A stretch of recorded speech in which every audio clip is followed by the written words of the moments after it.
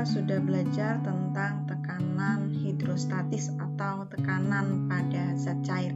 Nah, kali ini akan kita bahas lebih dalam, ya masih berkaitan dengan tekanan hidrostatis. Nah, hari ini kita akan memperdalam tentang hukum Archimedes. Nah, sebelum sampai secara detail apa sih hukum Archimedes itu, mari kita lihat dulu apa sih tujuan pembelajaran kita pada hari ini. Yang pertama, bahwa kita nanti akan menjelaskan hukum Archimedes. Kemudian yang kedua adalah penerapan hukum Archimedes pada benda yang tenggelam, melayang, dan terapung. Sedangkan yang ketiga adalah memahami penerapan hukum Archimedes dalam kehidupan sehari-hari. Nah, mari kita lihat satu persatu. Nah, sebelum masuk ke materinya, mari kita lihat gambar. Ada gambar apa berikut ya? Kalau kamu diberikan di sini ada 50 kg kapas dan 50 kg baja. Gitu ya. Dari volume pasti sudah berbeda, tapi ada persamaannya. Apa persamaannya? Adalah dengan 50 kg kapas dan 50 kg baja, berarti dengan massa yang sama. Pertanyaannya adalah mana yang lebih berat? Nah, kira-kira lebih berat kapas atau lebih berat baja? Untuk menjawab ini kamu harus ingat konsep berat dan massa. Berat dan massa adalah dua hal yang berbeda. Nah, kira-kira mana ya yang lebih berat? Mari kita lihat. Nah, sebelum sampai menjawab mana yang lebih berat, kita harus tahu dulu konsep massa jenis. Kalau kamu sudah paham itu konsep massa jenis, konsep massa dan konsep berat, pasti kamu langsung menjawab, ya mereka sama saja beratnya, gitu ya. Tidak ada yang lebih berat, tidak ada yang lebih ringan. Mengapa? Nah, karena mereka punya massa yang sama. Ingat, pada suatu benda, berat itu dipengaruhi oleh gaya gravitasi dan massa suatu benda. Jika massa suatu benda itu sama, dan kita juga tahu bahwa gaya gravitasi di bumi itu selalu sama, yaitu sebesar 10 meter per second kuadrat. Jadi, jika benda dengan massa yang sama, pasti beratnya akan selalu sama. Meskipun kalau dilihat volumenya sangat berbeda. Kalau 50 kg kapas pasti bisa mungkin satu kontainer gitu ya, atau sebesar mobil Avanza gitu ya. Sedangkan kalau 50 kg baja ini sangat kecil gitu. Tetapi mereka punya berat yang sama. Ingat sekali lagi, karena punya massa yang sama gitu ya. Nah, apa saja faktor yang mempengaruhi massa jenis? Kalau kamu ingat pelajaran di kelas 7, bahwa yang mempengaruhi massa jenis yang pertama ada yang disebut dengan massa benda dengan satuan kilogram. Sedangkan yang kedua ada yang disebut dengan volume benda yang satuannya adalah meter kubik atau meter pangkat 3. Nah, di sini dengan massa jenis itu adalah massa per satuan volume. Ini kapasnya tadi, seandainya gitu ya, kalau kita timbang gitu ya dengan massa yang sama, kemudian di sini ada baja tadi dengan 50 kg, pasti timbangannya akan setimbang karena dengan massa yang sama. Sehingga kita ingat lagi bahwa massa jenis itu rumusnya adalah Rho sama dengan massa per volume, di mana Rho ini adalah massa jenis dengan satuannya kilogram per meter kubik, sedangkan M adalah massa satuannya kilogram, sedangkan V adalah volume dengan satuan meter kubik. Nah, sekarang kita lihat ada dua benda ya gitu, ada air dan ada minyak. Pertanyaannya adalah manakah yang memiliki massa jenis besar? Ingat, pelajaran sebelumnya bahwa massa jenis air dan massa jenis minyak pasti akan berbeda. Kira-kira massa jenis mana ya yang besar? Yuk kita lihat. Nah, ternyata yang memiliki massa jenis besar adalah air. Itu yang kita tahu bahwa massa jenis air sebesar 1000 kg per meter kubik.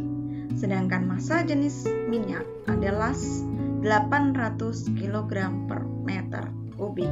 Sehingga dapat diketahui bahwa massa jenis air lebih besar daripada massa jenis minyak.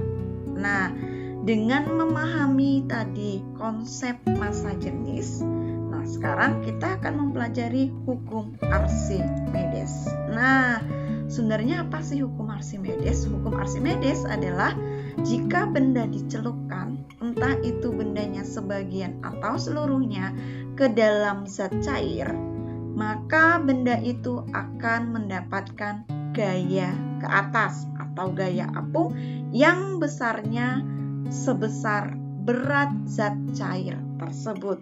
Nah, di sini sedikit gambar tentang pertama kali penemuan hukum Archimedes, gitu ya. Kalau kita membaca sejarah asal-usul hukum Archimedes itu adalah ketika Archimedes ini nama seorang, gitu ya. Archimedes ini diminta di sebuah kerajaan untuk menguji apakah mahkota emas yang dimiliki oleh raja ini murni emas 100% atau tidak. Nah, si raja ini meminta bantuan Archimedes untuk mengujinya. Tetapi pada saat itu Archimedes belum dapat membantu. Archimedes ini berpikir terus, gitu ya, akhirnya dia mencari inspirasi sambil mandi. Nah, kebetulan di dalam kamar mandi itu ada namanya bathtub atau seperti bak mandi, gitu ya, yang sudah terisi penuh oleh air. Kemudian si Archimedes ini masuk ke dalam bathtub tersebut, dan ternyata yang terjadi adalah air di dalam bathtub itu sebagian keluar. Nah, kemudian dia berpikir, loh, kenapa airnya keluar, begitu ya. Kemudian setelah diukur-ukur, ternyata air yang keluar dari bathtub itu besarnya sama dengan massa dari tubuh si Archimedes itu, begitu ya.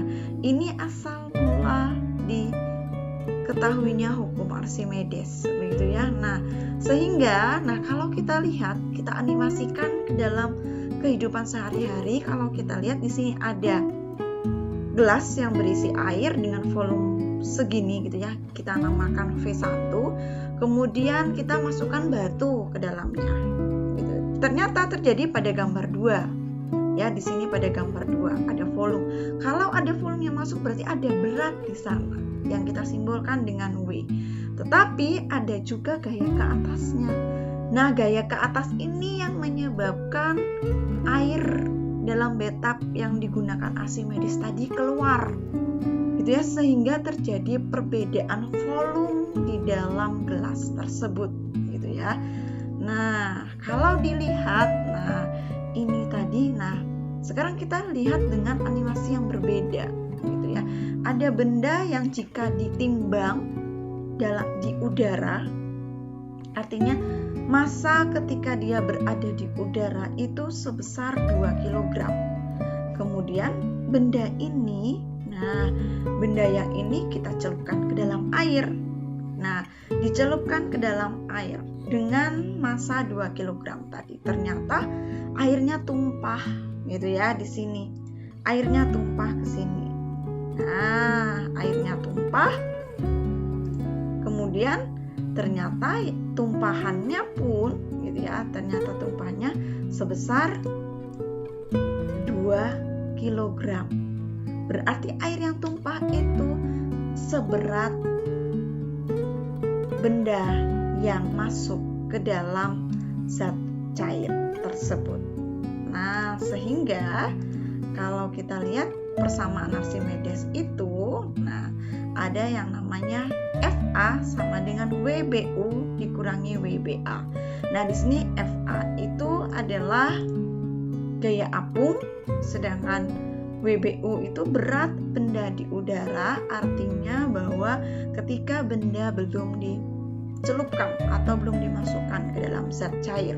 Kemudian ada WBU, yaitu berat benda ketika sudah berada di dalam air. Nah, ini hanya sebagai simbol, jadi BU itu adalah berat benda di udara, WBA adalah berat benda di dalam air. Sehingga persamaannya sama dengan FA sama dengan rho GV, di mana FA adalah gaya angkat ke atas pada benda dengan satuan Newton,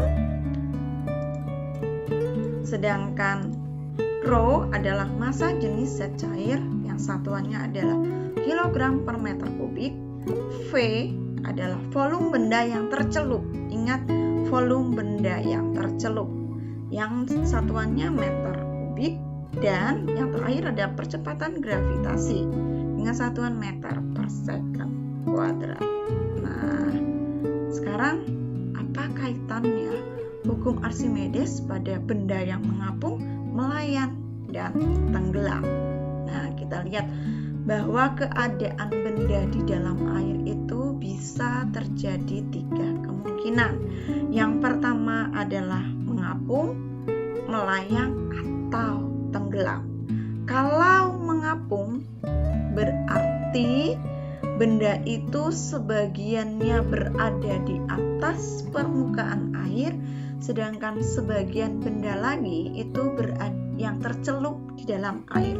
Sehingga rho B ini berarti benda gitu ya, massa jenis benda itu pasti lebih kecil daripada massa jenis zat cair tersebut gitu ya.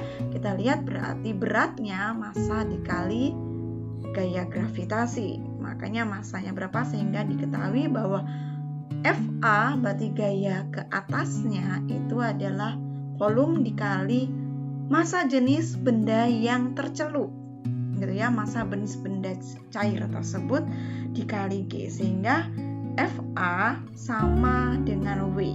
Berarti gaya kalau mengapung itu artinya adalah bahwa gaya apung ke atas itu sama dengan berat benda ke bawah, berarti berat benda di dalam air.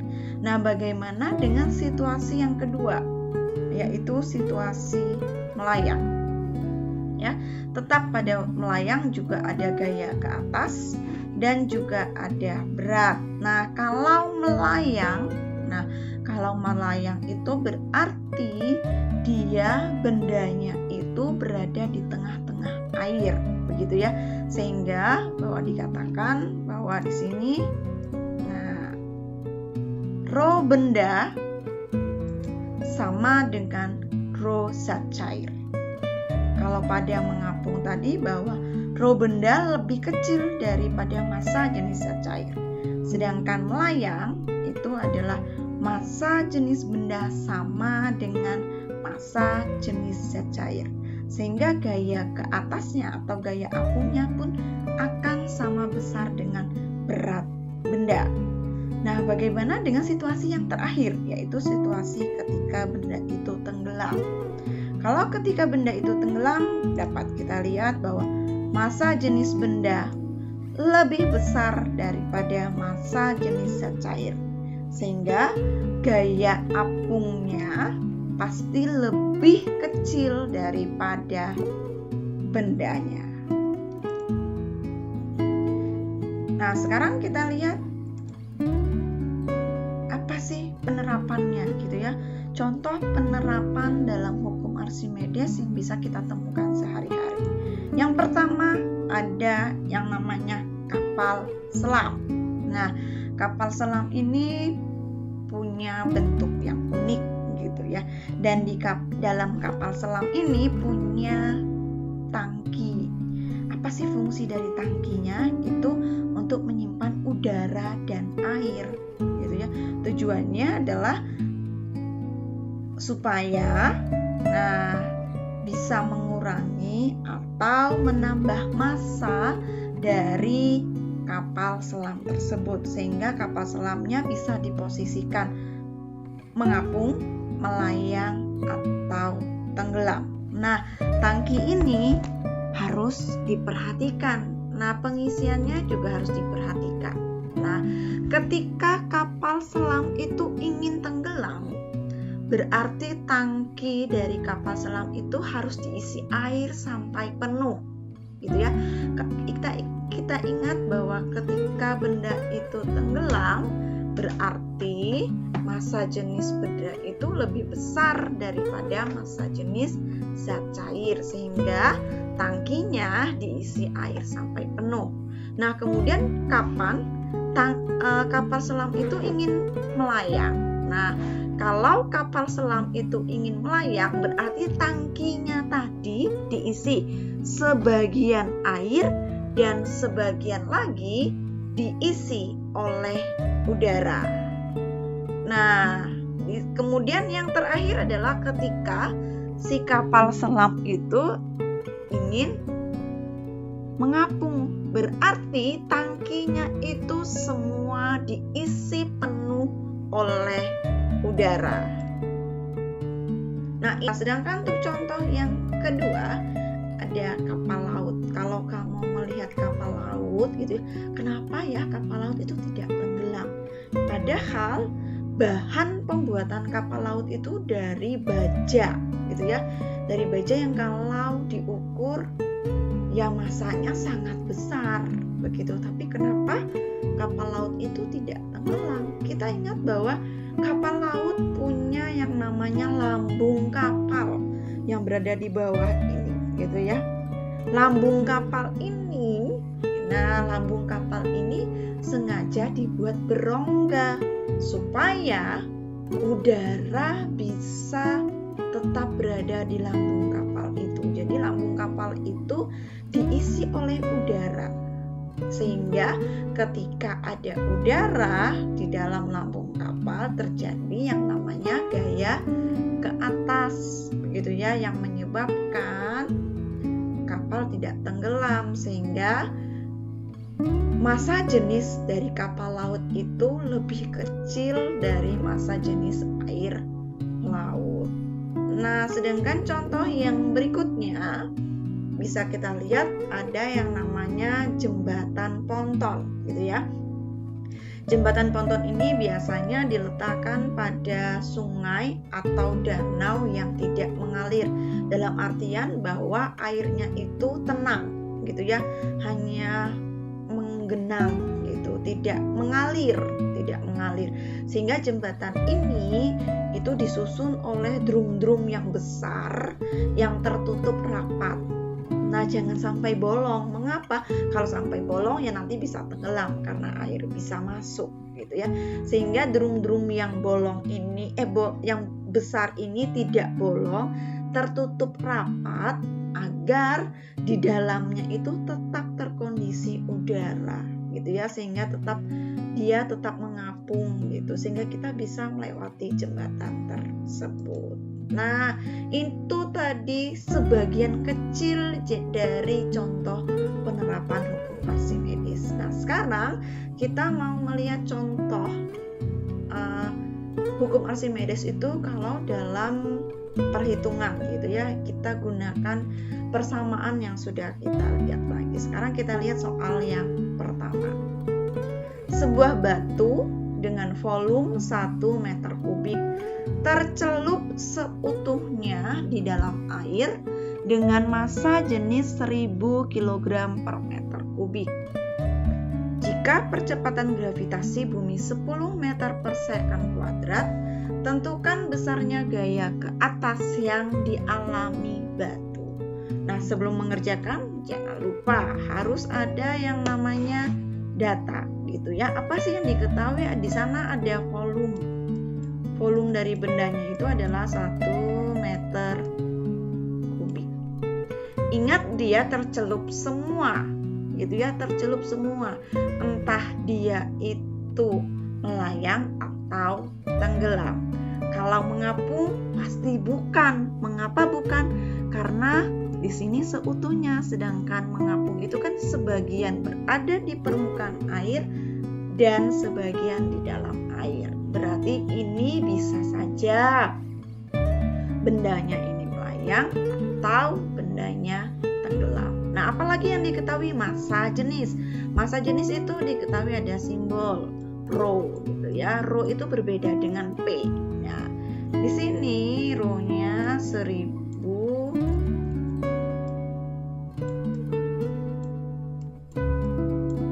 kilogram per meter kubik.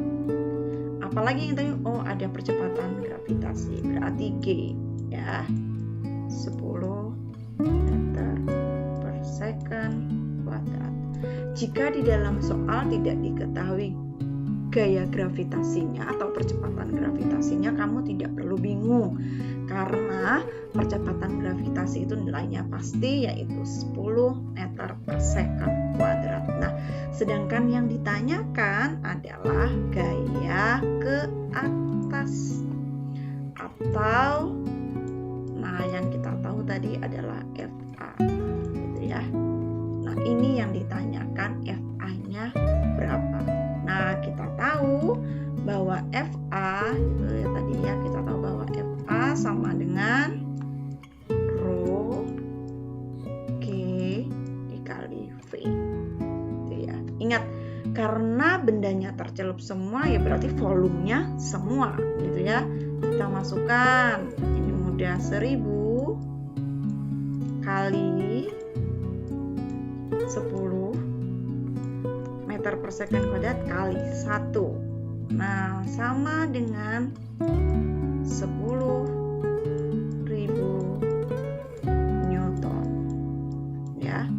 Ini gaya ke atas yang dialami benda dengan volume 1 meter kubik jika tercelup semua ke dalam air.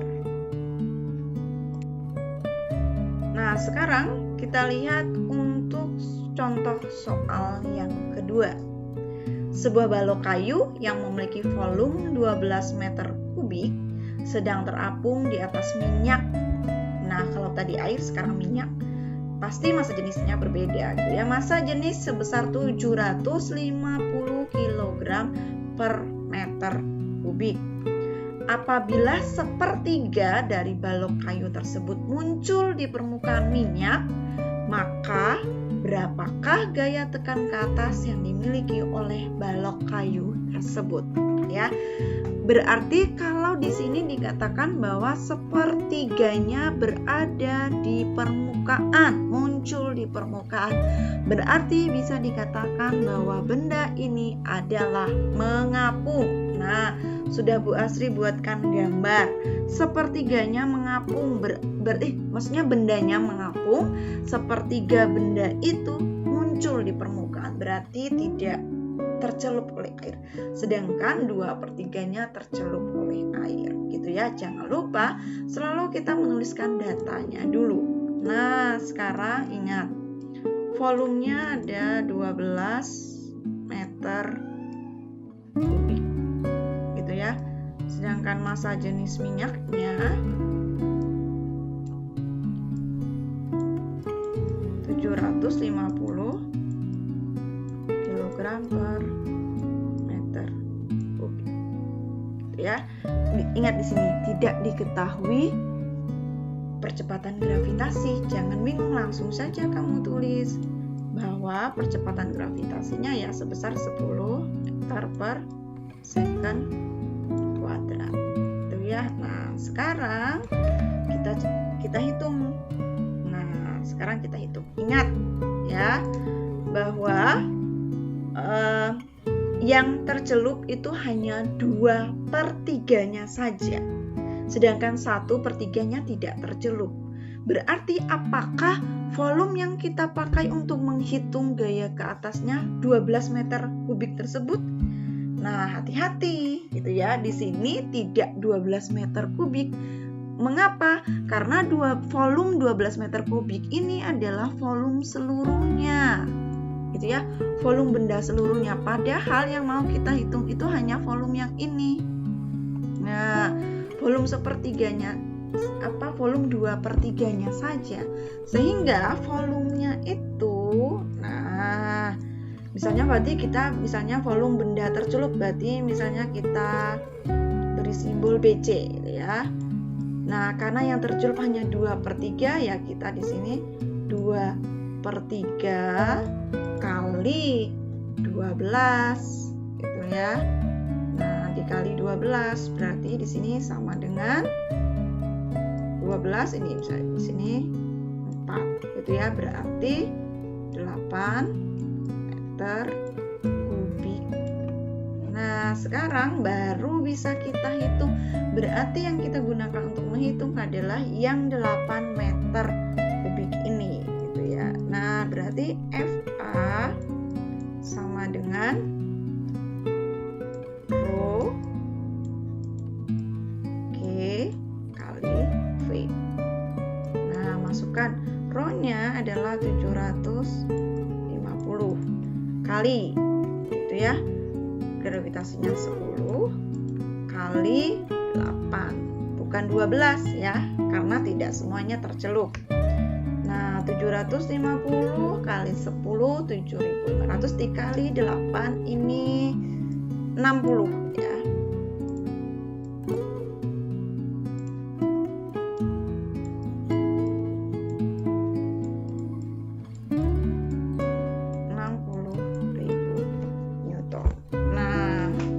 Kita sudah tahu gitu ya, berarti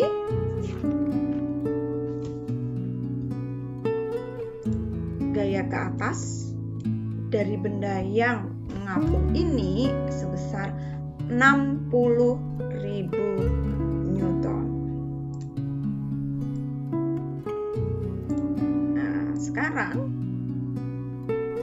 untuk lebih memahami supaya kamu tidak bingung, mari kita lihat soal latihan. Jangan lupa ya, dikerjakan di bukumu. Jangan lupa selalu ada data, cara, dan satuan. Jangan sampai ketinggalan. Satuan yang digunakan selalu satuan standar internasional gitu ya. Nah, kita lihat soal yang pertama. Berapa volume batu yang dimasukkan ke dalam air laut jika berat air laut yang dipindahkan batu adalah 2 Newton? Diketahui massa jenis air laut adalah 1025 kg per meter kubik. Nah, Bu Astri beritahu, untuk mengerjakan soal ini kamu harus mencari dulu massa jenisnya gitu ya, harus tahu dulu massa jenisnya berapa. Nah, kemudian pertanyaan yang kedua. Sebuah balok kayu mempunyai volume 400 cm kubik.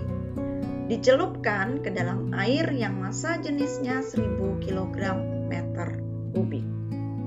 Bila berat balok di udara 9 Newton, hitunglah berat balok dalam air. Nah, ini berarti dia tercelup semua gitu ya, bendanya tercelup semua. Ingat di sini satuannya masih cm kubik. Berarti ini harus kamu konversikan menjadi meter kubik gitu ya. Nah, untuk mengetahui ini berarti kamu harus tahu dulu berat balok itu di dalam air berapa gitu ya. Nah, sekarang kita lihat pertanyaan yang ketiga. Carilah literasi tentang penerapan hukum Archimedes dalam kehidupan sehari-hari. Yang A, sebutkan minimal 3. Jadi kalau tadi Bu Astri sudah menyebutkan 3, kapal selam, kapal laut, dan jembatan ponton. Nah, kamu sebutkan juga minimal 3 selain yang sudah disebutkan Bu Astri tadi. Berarti sebutkan 3 selain kapal selam, selain kapal laut, dan jembatan ponton. Dan Yang B, jelaskan proses dan penerapan hukum Archimedes pada benda-benda yang sudah disebutkan pada bagian A. Jadi, kalau kamu sudah menyebutkan penerapannya di dalam kehidupan sehari-hari, jangan lupa juga dijelaskan penerapan hukum Archimedes dalam benda-benda yang sudah kamu sebutkan tadi. Ya, silakan dijelaskan secara detail dan jangan lupa dikumpulkan tepat waktu. Sampai sini dulu, sampai bertemu lagi pada kesempatan selanjutnya.